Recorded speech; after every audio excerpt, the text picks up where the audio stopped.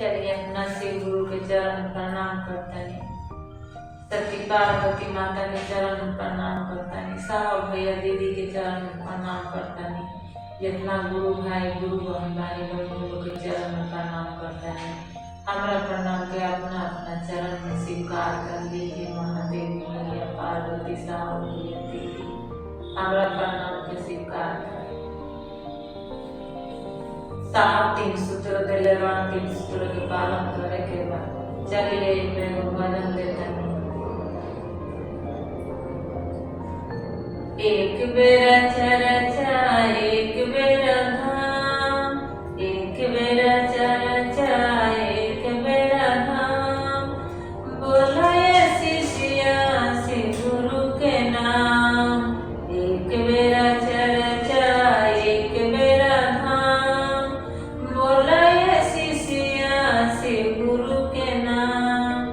सुख दुख सारा हेरा जाई क्षण में, चर्चा के नाम ले लो एक बार मन में। सुख दुख सारा हेरा जाई क्षण में, चर्चा के नाम ले लो एक बार मन में। ना लगी पैसा ना लगी दाम, ना लगी पैसा ना लगी दाम, बोला शिष्या से गुरु के नाम। एक बार चर्चा एक बार धाम, बोला शिष्या से गुरु के नाम। सब जना मिल के करनी चर्चा, ऐसा न काम कि को नहीं खर्चा। सब जना मिल के करनी चर्चा, ऐसा न काम कि को नहीं खर्चा।